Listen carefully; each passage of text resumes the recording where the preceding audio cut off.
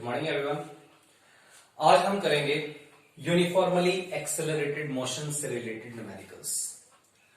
ये जो चैप्टर था सेकेंड यूनिट का B part uniformly accelerated motion, इसके अंदर तीन फॉर्मूले आते हैं। v is equal to u plus a t, S is equal to u t plus half a t square, v square minus u square is equal to 2as। इसके अलावा एक formula और आता है distance travelled in nth second. इसके अलावा graphical representations के point भी कुछ आते हैं। तो उन सारी चीजों के कंसेप्ट को लेकर आज मैं आपको 5-6 न्यूमेरिकल्स करवाऊंगा। उसी बिहाफ पर आपको बुक से बाकी के न्यूमेरिकल्स ट्राई करने हैं। ठीक है जी। तो फर्स्ट न्यूमेरिकल, मैं न्यूमेरिकल की स्टेटमेंट आपको 2 बार बोलूंगा, दोनों बार आपको ढंग से समझनी है, कॉपी पे नोट करनी है और उसके बाद उसी क्वेश्चन को आपको फेयर नोटबुक के अंदर करना है। तो फर्स्ट क्वेश्चन है, the distance x of a particle moving in one dimension under the action of a constant force is related to time t by the equation t is equal to under root x plus 3, where x is in metre and t is in seconds. Find the displacement of the particle when its velocity is 0। ये question है, दोबारा बोल रहा हूं। The distance x of the particle moving in one dimension under the action of the constant force is related to time t by the equation this. एक body है, वो body one dimensional motion कर रही है और किसी एक particular time के अंदर वो x डिस्टेंस ट्रेवल कर जाती है। तो t और x के बीच में एक रिलेशन है, वो रिलेशन आपको गिवन है। क्या रिलेशन है? t is equal to under root x plus 3। दोबारा बोल रहा हूं, एक बॉडी है, वो वन डायमेंशनल मोशन के अंदर है, किसी भी टाइम t के अंदर वो x डिस्टेंस ट्रेवल कर जाती है। t और x के बीच में आपको रिलेशन गिवन है, क्या? t is equal to under root x plus 3। ठीक है जी। x तो है डिस्टेंस मीटर के अंदर और t है टाइम सेकेंड्स के अंदर। अब आपको करना क्या है? Find the displacement of the particle when its velocity is 0। आपको पार्टिकल का डिस्प्लेसमेंट निकालना है। कब? जब उस पार्टिकल की वेलोसिटी कितनी हो? 0। आपको x निकालना है कब? जब v इज इक्वल टू 0 हो। तो करोगे कैसे इस क्वेश्चन को? t is equal to under root x plus 3। इस क्वेश्चन को आप बिना पेन उठाए भी कर सकते हो, दिमाग लगा के, लेकिन हम इसको एक पर्टिकुलर प्रोसेस को फॉलो करते हुए करेंगे। t is equal to under root x plus 3 है।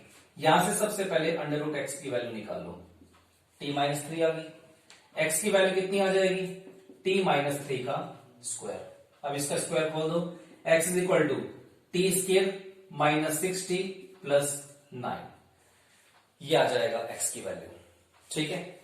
अब आपको x निकालना है कब? जब v इज इक्वल टू 0 हो। अब हम क्या करेंगे? इस स्टेप से v निकाल लेंगे। v निकालने के बाद उसको 0 पुट कर देंगे, फिर देखते हैं क्या होता है। ये x है जिसको हम डिस्टेंस बोलते हैं। अगर आप इस डिस्टेंस का डेरिवेटिव करोगे टाइम के रिस्पेक्ट में, करो। x का डेरिवेटिव आपने t के रिस्पेक्ट में लेफ्ट हैंड साइड में किया है तो राइट हैंड साइड में भी होगा, यानी d by D T T square minus 6t plus 9। यानी हमने क्या किया इस स्टेप के अंदर? दोनों तरफ डिफरेंशिएशन कर दिया, दोनों तरफ टाइम के रिस्पेक्ट में डेरिवेटिव कर दिया। x का डेरिवेटिव तो हो गया dx बाई dt और इस टर्म का डेरिवेटिव हो गया d बाई dt और ये वाली टर्म।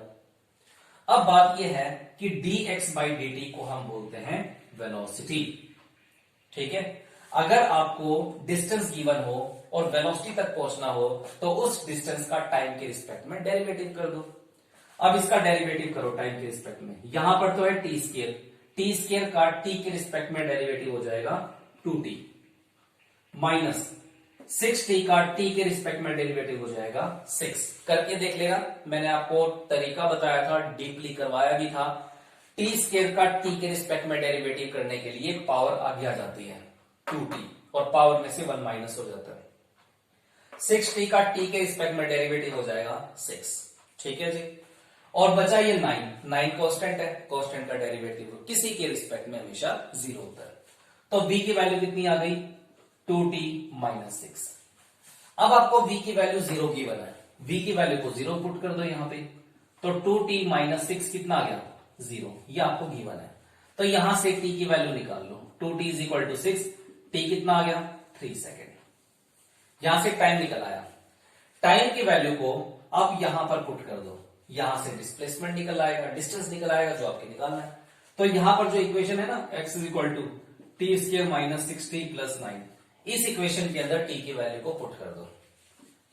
t की वैल्यू कितनी है 3, 3 का स्क्वायर माइनस 6, 3 प्लस 9 कितना आ गया 3 3 जा 9 माइनस 6 3 जा 18 प्लस 9, 9 9 18, 18 माइनस 18 0। आपको यही चीज निकाल के देनी थी, कब, जब वेलोसिटी 0 हो।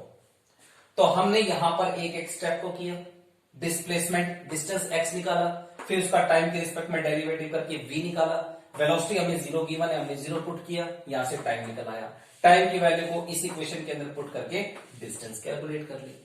तो जब वेलोसिटी ही नहीं है तो उस टाइम उसका डिस्टेंस कहां से आ जाएगा, डिस्टेंस भी 0 है। इस क्वेश्चन को इतना लेंथी ना करके आप दिमाग लगा के इसको बिना पेन यूज करके कर सकते थे। ठीक है जी, तो ये क्वेश्चन है, इस क्वेश्चन को बहुत इंपॉर्टेंट मानिएगा क्योंकि ये क्वेश्चन आईआईटी के अंदर भी आ चुका है। इसी बिहाफ पर हम करते हैं नेक्स्ट क्वेश्चन।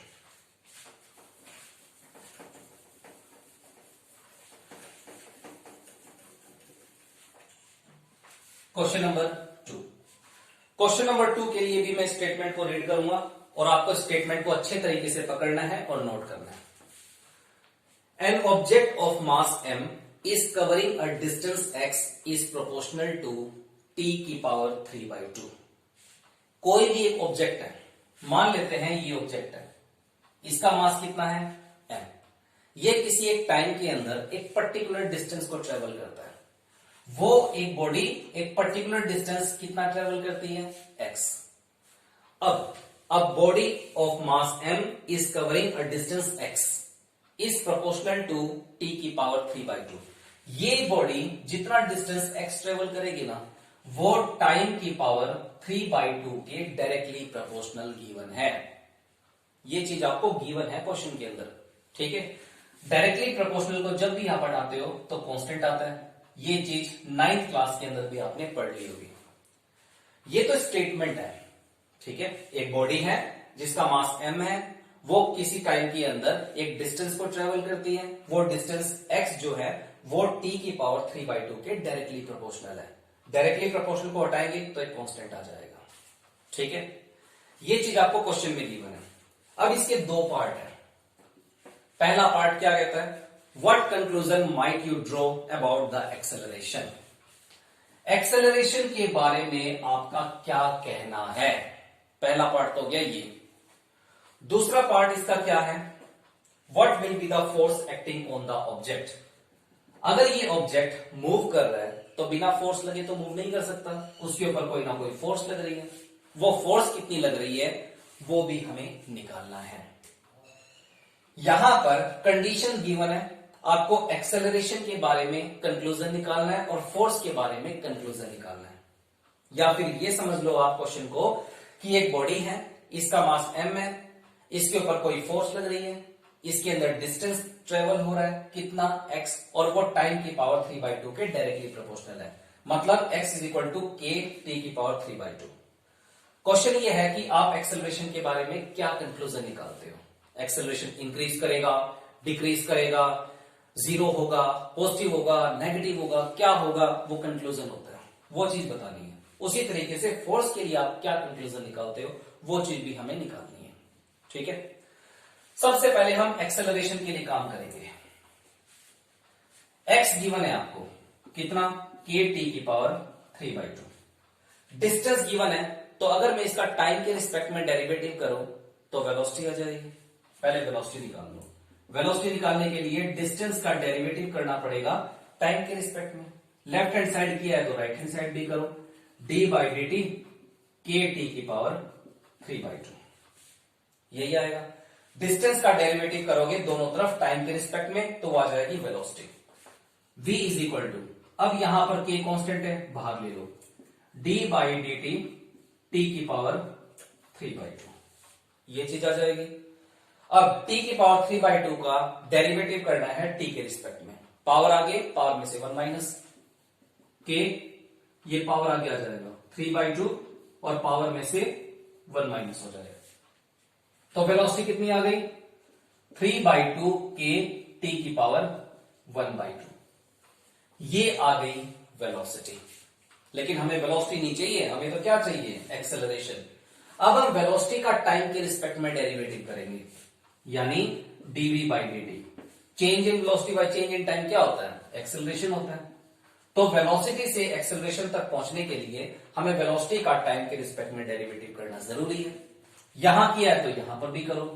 d/dt 3/2 kt की पावर 1/2। ठीक है जी। अब एक्सेलरेशन निकाल लो, कांस्टेंट बाहर ले लो, 3/2 k कांस्टेंट है, अंदर क्या बचेगा? d/dt t की पावर 1/2। अब t की पावर 1/2 का डेरिवेटिव t के रिस्पेक्ट में करना है। कैसे हो जाएगा? 3/2 k इंटू पावर आगे और पावर में से 1 माइनस, जैसे ही आप 1 माइनस करोगे तो -1/2 बच जाएगा।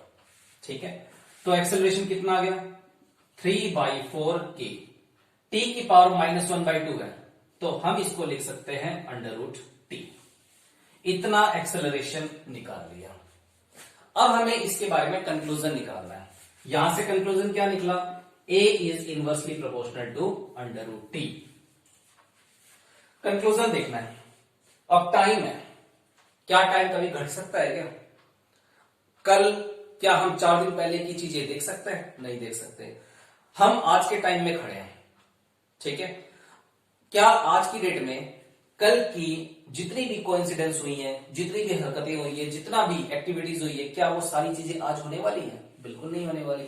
तो टाइम हमेशा बढ़ता है, कभी रुकता नहीं है, कभी जीरो नहीं होता, कभी घटता नहीं है। टाइम हमेशा बढ़ता है। टाइम के बढ़ने के साथ साथ एक्सेलरेशन क्या होगा? डिक्रीज होगा, क्योंकि इनवर्सली हो गया ना। एक्सेलरेशन क्या होगा? डिक्रीज। और यही है कंक्लूजन, एक्सेलरेशन विल डिक्रीज। ये एक मल्टीपल चॉइस क्वेश्चन भी बन जाता है। ठीक है, ये तो है ए पार्ट। उसके बाद हमें क्या निकालना है? B part. बी पार्ट क्या कहता है? हमें फोर्स के बारे में कंक्लूजन निकालना है। जैसे कि हमने एक्सेलरेशन के बारे में कंक्लूजन निकाला ना, वैसे ही फोर्स के बारे में भी कंक्लूजन निकालना है। फोर्स का फॉर्मूला क्या होता है? Mass into acceleration. मास कितना है? m। एक्सेलरेशन की वैल्यू हमने निकाल ली, 3/4 k/√t। ये फोर्स आ गई। लेकिन हमें फोर्स नहीं निकालनी, फोर्स के बारे में कंक्लूजन बताना है कि फोर्स इंक्रीज करती है, डिक्रीज करती है, कांस्टेंट होती है, पॉजिटिव होती है, नेगेटिव होती है, ये सब। अब यहां पर भी आप देख सकते हो, force is inversely proportional to √t। Time तो हमेशा बढ़ेगा, टाइम के बढ़ने के साथ साथ फोर्स क्या होगी? डिक्रीज। और यही है फोर्स के बारे में कंक्लूजन। तो यहां से दो चीजें हैं, एक्सेलरेशन और फोर्स, दोनों के दोनों टाइम के बढ़ने के साथ साथ डिक्रीज होंगे। ये भी आईआईटी में आया हुआ क्वेश्चन है, और ये जो क्वेश्चन है वो मल्टीपल चॉइस क्वेश्चन की तरह भी हो सकता है। ठीक है, तो अपने एग्जाम के लिए काफी इंपॉर्टेंट क्वेश्चन है, मान के चलो। अब next question, next question graphical question है, ग्राफ से रिलेटेड है। ठीक है, इस क्वेश्चन को थोड़ा सा ध्यान से सुनने की जरूरत है और उसके अकॉर्डिंग आपको ग्राफ बनाना है। 2 बार पढ़ूंगा स्टेटमेंट को, ध्यान से सुनना। अ बॉडी स्टार्टिंग फ्रॉम रेस्ट, एक बॉडी है, रेस्ट से स्टार्ट करती है, रेस्ट के ऊपर टी की वैल्यू 0 होती है। Accelerates uniformly along a straight line at the rate of 10 metre per second square for 5 second. It moves for 2 seconds with uniform velocity of 50 meter per second. Then it retards uniformly and comes to rest in 3 seconds. Draw velocity time graph of the body and find the total distance traveled by the body. दोबारा सुनो। A body starting from rest accelerates uniformly along a straight line at the rate of 10 meter per second square for 5 seconds.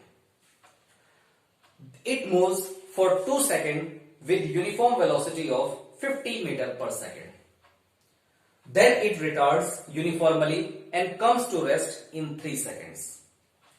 Draw velocity time graph of the body and find the total distance travelled by the body. इस question को अपनी copy में parallelly आपको उतारना भी है और फिर ये क्वेश्चन बेटर समझ में आएगा। अब इस क्वेश्चन का मतलब बताता हूं और जो भी पूछा गया है वो हम सॉल्व करते हैं। A body starting from rest accelerates uniformly along a straight line at the rate of 10 metre per second square for 5 second. एक बॉडी है वो यूनिफॉर्म तरीके से एक्सेलरेट कर रही है, यूनिफॉर्म तरीके से। मान लेते हैं ये एक स्ट्रेट लाइन है, यहां पर एक बॉडी है वो ऐसे जा रही है, वो यूनिफॉर्म मोशन में नहीं है बल्कि यूनिफॉर्म तरीके से क्या कर रही है, एक्सेलरेट। It accelerates uniformly. तो यहां पर जो एक्सेलरेशन हो रहा है वो कांस्टेंट तरीके से बढ़ रहा है, ठीक है।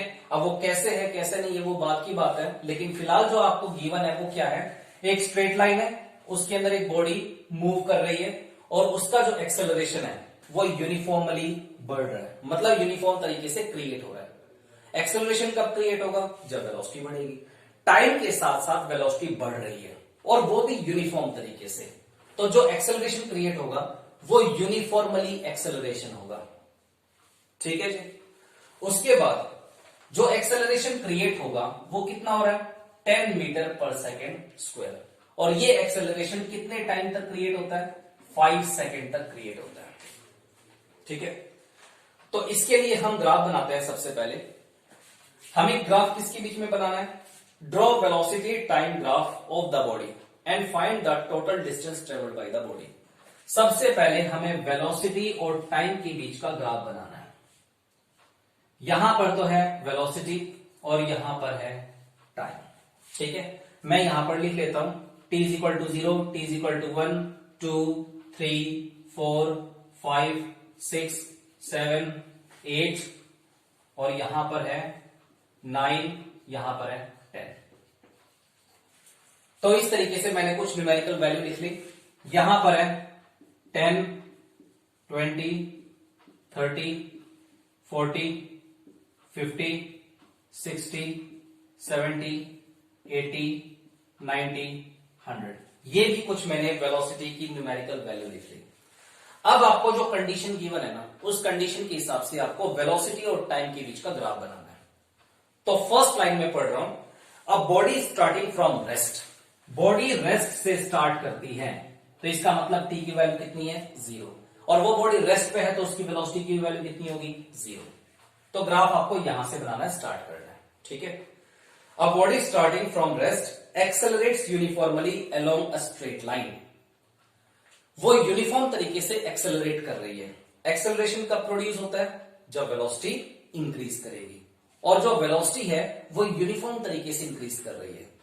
तो यूनिफॉर्म तरीके से अगर टाइम के साथ साथ वेलोसिटी इंक्रीज करे तो ग्राफ हमेशा इंक्लाइंड फॉर्म में आता है, जैसे कि मैंने आपको थ्योरी के अंदर बताया था।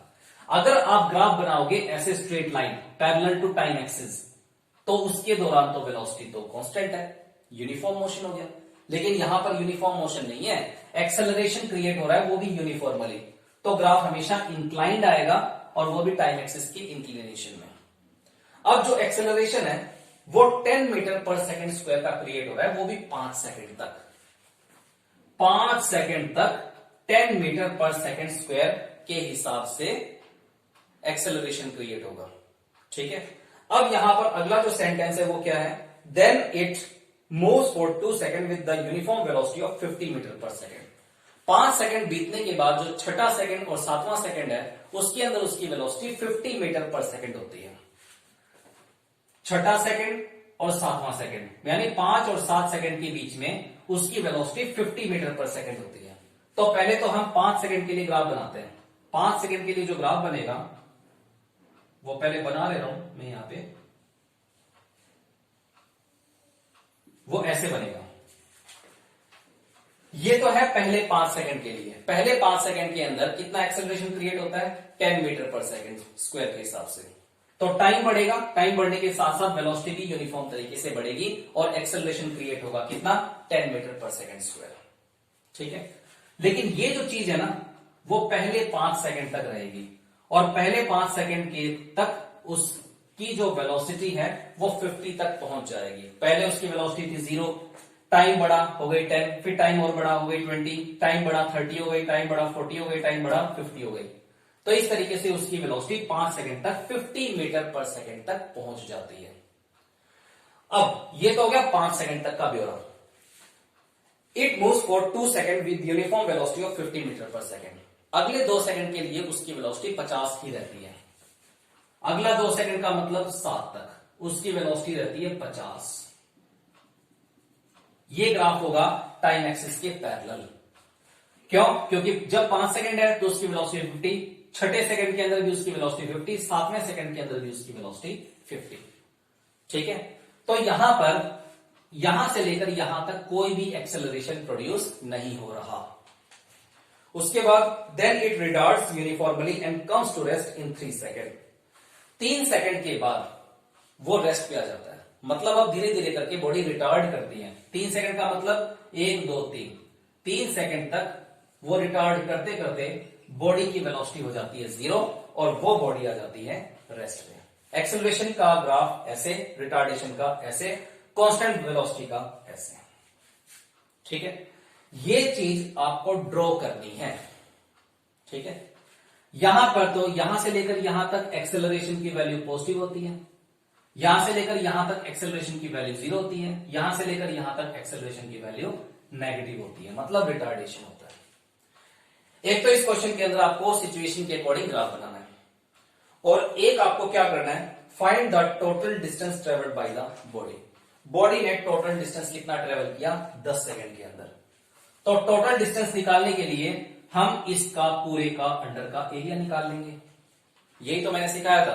अगर वेलोसिटी और टाइम के बीच का ग्राफ आपको गिवन है और आपको टोटल टाइम कितना है 10 सेकंड, 10 सेकंड तक के लिए बॉडी ने कितना डिस्टेंस ट्रेवल किया वो डिस्टेंस निकालना हो तो उस ग्राफ के अंडर का क्या निकाल लोगे आप, एरिया। अब एरिया कैसे निकालोगे, ये क्या है, ये है एक तरीके से पैरेललोग्राम। और पैरेललोग्राम का जो एरिया होता है वो होता है 1/2 sum of parallel side into में परपेंडिकुलर डिस्टेंस। यही होता है formula. 1/2 sum of parallel side. Parallelogram की ये वाली साइड और ये वाली साइड पैरेलल है।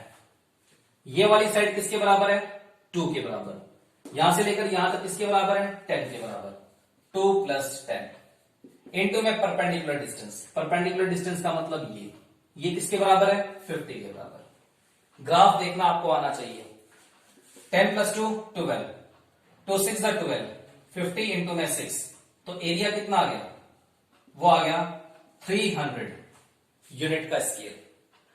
तो उसने कितना डिस्टेंस को ट्रेवल किया, उसने जो डिस्टेंस ट्रेवल किया वो है 300 मीटर। तो इस तरीके से आप ग्राफ के अंडर का एरिया निकाल के आप बॉडी कितनी डिस्टेंस ट्रेवल करती है वो चीज भी आप निकाल सकते हो। ठीक है जी, तो ऐसे ऐसे क्वेश्चन आपको बहुत सारे करने हैं।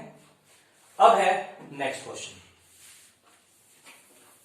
नेक्स्ट क्वेश्चन बहुत ही आसान है।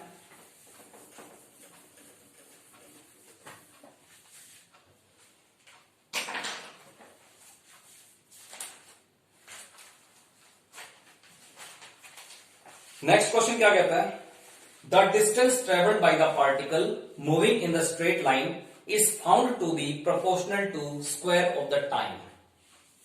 Is it moving with constant speed और कांस्टेंट एक्सेलरेशन। एक्सप्लेन। दोबारा पढ़ रहा हूं। The distance travelled by the particle moving in the straight line is found to be the proportional to the square of the time. यानी एक body है, straight line के अंदर बॉडी मोशन कर रही है, वो जितना डिस्टेंस ट्रेवल करती है ना वो टाइम के स्क्वायर के डायरेक्टली प्रोपोर्शनल होता है। ये चीज आपको गिवन है। Is it moving with constant speed और कांस्टेंट एक्सेलरेशन। स्पीड और एक्सेलरेशन दोनों में से एक कांस्टेंट है या नहीं है वो चीज हमें देखनी है। तो क्वेश्चन क्या कहता है, एक स्ट्रेट लाइन है, स्ट्रेट लाइन के अंदर एक बॉडी मूव कर रही है। ठीक है, जितना वो डिस्टेंस ट्रेवल करती है ना वो उसके टाइम के स्क्वायर के डायरेक्टली प्रोपोर्शनल है। अगर वो डायरेक्टली प्रोपोर्शनल है तो इसको हम लिख सकते हैं KT स्क्वायर। तो बताना है उसकी वेलोसिटी और उसके एक्सेलरेशन दोनों में से कौन सा कांस्टेंट है। क्या बताना है, वेलोसिटी और एक्सेलरेशन इन दोनों में से एक टर्म कांस्टेंट है, कौन सी है वो चीज बतानी है। तो हमें x गिवन है kt²। x का मतलब डिस्टेंस, डिस्टेंस से वेलोसिटी तक पहुंचो, फिर वेलोसिटी से एक्सेलरेशन तक पहुंचो डेरिवेटिव कर करके।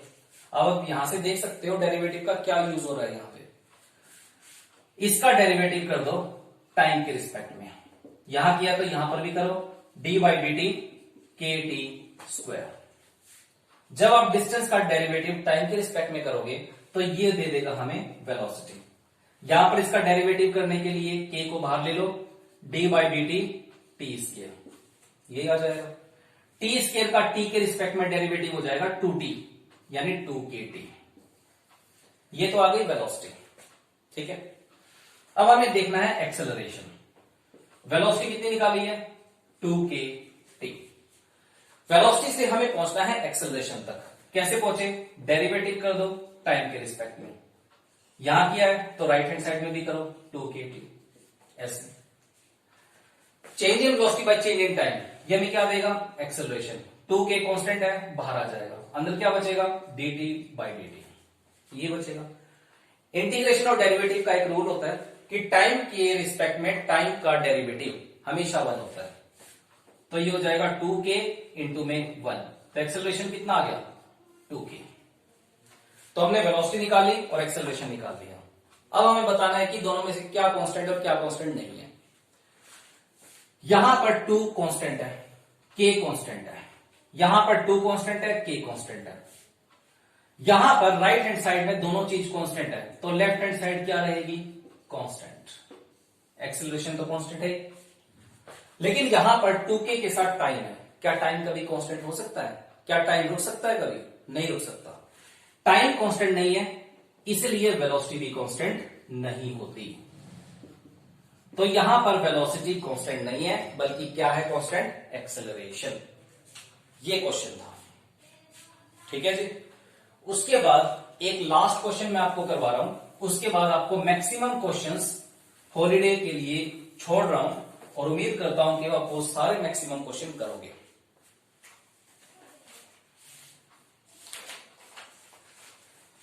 अब एक इंटीग्रेशन की यूज वाला क्वेश्चन है। If the initial velocity of the particle is u and acceleration at any time t is at, calculate the velocity of particle after time t। दोबारा पढ़ रहा हूं, if the initial velocity of the particle is u and acceleration at any time t is at, calculate the velocity of the particle after time t। Question क्या कहता है, if the initial velocity of the particle is u, आपको particle की initial velocity given है, कितनी है, u, और क्या गिवन है, and acceleration at any time t is at, आपको एक्सेलरेशन गिवन है, और वो एक्सेलरेशन कितना है, at, 80 नहीं, at, ठीक है। अब calculate the velocity of the particle after time t, किसी टाइम t के बाद उस पार्टिकल की वेलोसिटी निकालनी है। मतलब क्या निकालना है, फाइनल वेलोसिटी, ये चीज आपको निकालनी है, ठीक है। यहां पर a का मतलब एक्सेलरेशन है, लेकिन एक्सेलरेशन को t के साथ मल्टीप्लाई करने के बाद जो भी आएगा वो आपको टोटल एक्सेलरेशन गिवन है। तो क्वेश्चन क्या कहता है, क्वेश्चन ये कहता है कि एक पार्टिकल है, वो अपनी इनिशियल वेलोसिटी u के साथ जा रहा है और उसका जो एक्सेलरेशन है वो है at, तो उसकी फाइनल वेलोसिटी हमें निकालनी है। फाइनल वेलोसिटी को हम किससे लिखते हैं, v से, हमें v निकालना है, ठीक है। जो चीज गिवन है उसका यूज कर लो और v निकाल लो। एक्सेलरेशन गिवन है ना, एक्सेलरेशन, और वो कितना गिवन है, at। अब हमें एक बात पता है, change in velocity by change in time, ये होता है एक्सेलरेशन, यही होता है। और वो एक्सेलरेशन कितना गिवन है, 80। क्या ये स्टेप सभी को आया समझ, क्या ये एक एक्सेलरेशन है, change in velocity by change in time, ये एक्सेलरेशन होता है, जो कि आपको क्वेश्चन के अंदर कितना गिवन है, 80। यहां से डीवी की वैल्यू निकाल लो 80 और ये dt इस तरफ चला जाएगा। ठीक है, अब हमें क्या निकालना है, फाइनल वेलोसिटी, और फाइनल वेलोसिटी को हम किससे लिखते हैं, v से। यहां पर dv है, हमें dv नहीं चाहिए बल्कि क्या चाहिए, v। तो हम इसका कर देंगे इंटीग्रेशन, इंटीग्रेट बोथ साइड, दोनों तरफ इंटीग्रेट कर दो। ये dv का इंटीग्रेशन यहां किया है तो यहां भी करो ऐसे। एक चीज मैंने आपको रूल के तौर पे बताई थी, x का डेरिवेटिव अगर dx होता है तो dx का इंटीग्रेशन क्या होगा, x, उल्टा होता है ना। तो dv का इंटीग्रेशन क्या होगा, v। ये तो होगा ही होगा, लेकिन उससे पहले इसकी लिमिट। यहां पर इनिशियल वेलोसिटी गिवन है, अब d के आगे v है, d के आगे v है, और v क्या क्या मतलब होता है, वेलोसिटी। तो इसकी जो लिमिट होगी वो वेलोसिटी की होगी, इनिशियल वेलोसिटी से लेकर फाइनल वेलोसिटी। यहां पर d के आगे क्या है, टाइम। तो यहां पर जो टाइम होगी उसकी लिमिट टाइम की होगी, टाइम की लिमिट होगी 0 से लेकर t।